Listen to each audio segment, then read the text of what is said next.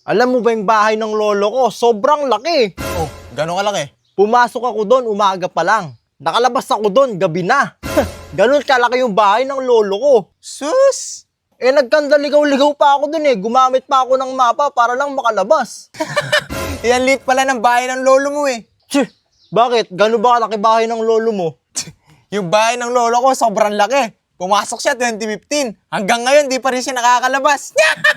Weh, yung lolo mo 2015 pumasok sa bahay. 2026 na ngayon, di pa nakakalabas. Oo! Saan ba nakatira yung lolo mo? Sa Bilibid. Susubukan natin yung diploma mo ha. Oh, sige. Math problem. My favorite. Binigyan ka ng ninang mo 1,000. Ngayon, umuwi ka ng bahay. Hinatian mo ang nanay mo. Magkano pera ng nanay mo? 1,000. Ulitin ko yung tanong ha. Binigyan ka ng ninang mo 1,000. Umuwi ka ng bahay nyo, hinatian mo ang nanay mo sa 1,000. Magkano pera ng nanay mo? 1,000. Tingnan mo, hindi mo alam ang math problem natin. Hindi mo rin alam ang ugali ng nanay ko. Ring! Nag-rugby ka, no? Ha? Anong nagra-rugby? Eh, ano? May hawak kang plastic. Eh, kamote to eh. Tigilan mo yung pag-rugby mo, ha? Nakakabulag yan. Tiga mo, di mo nakita. Magbagong buhay ka na, ha? Hanggat maaga pa. Nandito ako. From this to this. Opo! Magsuswimming po kami. Dahil sobrang init na. Hindi na namin kaya. Ang pagiging gwapo. Joke lang po. Dahil nga sobrang init ngayon. Ay kailangan naming mag-twerk. Magpalamig. At habang naglalakad kami, ay nakita namin itong water pump. Na sobrang dumi. Kaya agad na namin kinuha yung mga gagamitin namin upang malinis na namin itong water pump na pagsuswimmingan namin dahil wala na kaming pera upang mag-swimming sa dagat. Kaya dito na kami magsuswimming. Sobrang tagal na nga nung nagamit namin ito. Kaya nga sobrang dami na ng lumot. At noong nalinis na namin ito, ay kumuha na kami ng katawan ng saging upang itapal nga sa bibig ni Mama. Dahil nakakasawa na nga ang panenermon niya. Joke lang po. Ilalagay nga namin ito sa butas ng swimming pool para hindi nga tumulo at lumabas yung tubig.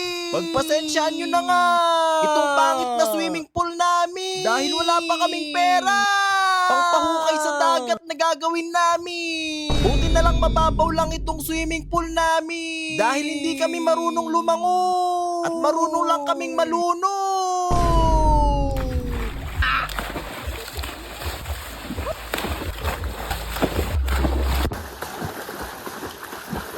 Balak nga naming pinturahan ito sa susunod para naman gumanda at luminaw yung tubig. Pero wala pa nga kaming pera.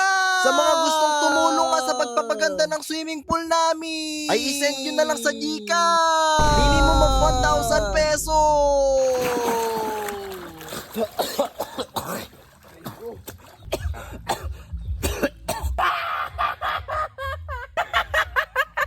May tanong ako sa'yo, ha? Yung baka, para saan? Siyempre yung baka, ginagatasan yan. Yung baka, para sa gatas. Ah, galing ah. Eh yung kabayo, para saan? Para sa kalesa. O ito, yung jeep, para saan? Para sa pasahero. Mali! Eh, para saan pala? Ang jeep, para sa tabi.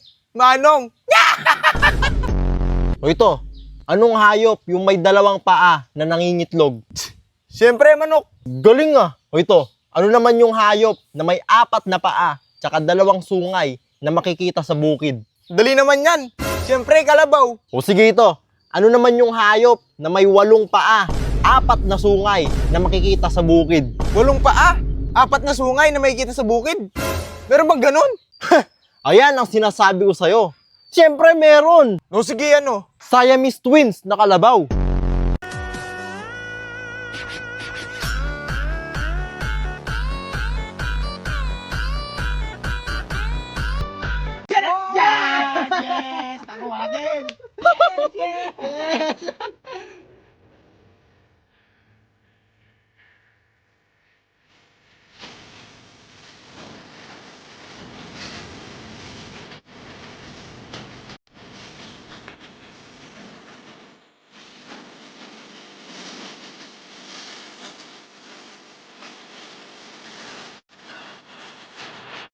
Sinong superhero na tanga? Sino? Eh di si Superman. Bakit? Saan ka nakakita ang superhero na nakalabas yung brief? O nga no. Sino naman ang mas tanga pa kay Superman? Sige, sino? Eh di si Batman. Bakit? Ginaya niya si Superman eh. Si Superman, nagbihis muna bago mag-brief. Si Batman naman, nagbihis muna, nag-brief, nag-belt pa. Oo nga no. Eh sino naman ang pinakatanga na superhero? Sige, sino? Si Darna. Bakit? Saan ka nakakita ang superhero na may pakpak sa noo? Show my rice naman, sana mapansin.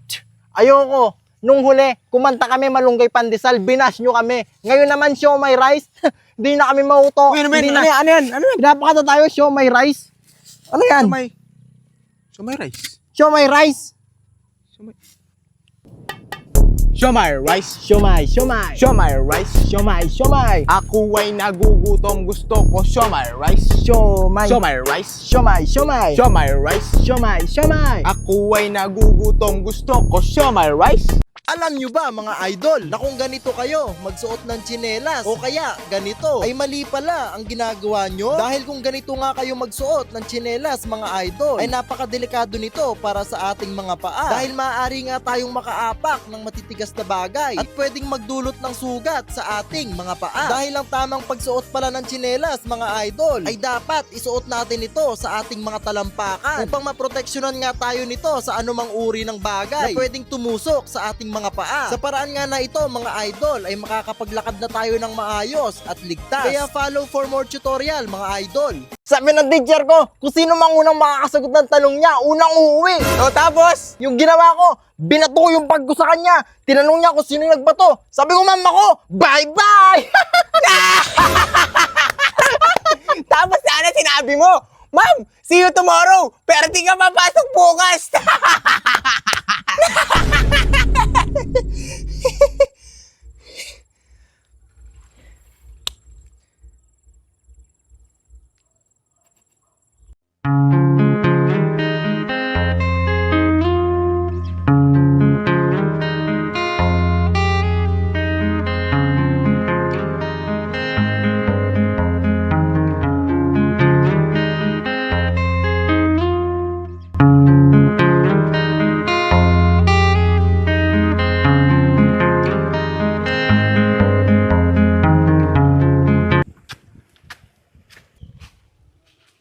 Boss, pwede bang magtanong? Oh, nagtanong ka na. Ay, hindi. Dalawang tanong. Pangalawa na yan. Pwede bang 4 na tanong? Nakaapat ka na. Ha? Anong pang-4? Pangatlo pa lang yun eh. Asan yung pang-4 dun? Eh no, kakatanong mo lang. Ano ba yung tatanong mo? Boss, naubusan kasi ako ng gas eh. Tanong ko lang kung saan yung malapit na gasolinahan dito. Yung gasolinahan. Ito mo yung daanan na yan. Diretsuin mo lang yan. Tapos may makikita kang arko doon. Doon sa arko na yun, merong kanto. Kumanan ka. Kanan. Pagkatapos nun, may makita ka ulit na kanto. Kumaliwa ka. Dumiretso ka, tapos may makikita kang tindahan doon. Doon ka magtanong. Payag ka. Kain ka sa restaurant, only chicken skin. Aba, oo naman. Masarap yun eh. Kaso tinola. O ito, payag ka. Bibigyan ka ng chance makapunta sa moon. Oo naman, chance ko na yun eh. Pero di ka na babalik.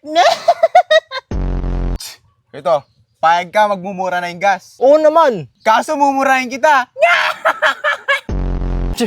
O ito, payag ka. May pamana yung lolo mo sa'yo. Ba, oo naman. Kaso listahan ng utang niya.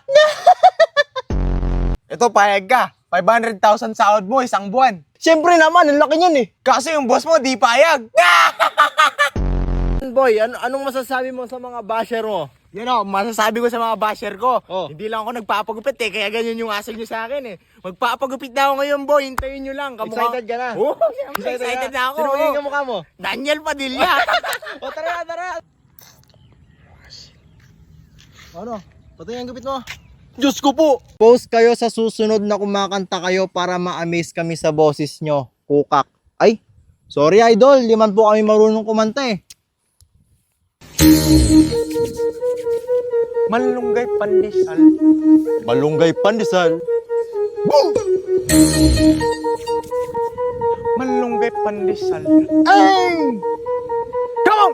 Tinapay tinapay para almusal, malunggay, pandesal, walang halong na chemical. Hey! Isa sinto, nami kayo, busog kayo, yo, yo, yo, yo, yo, yo.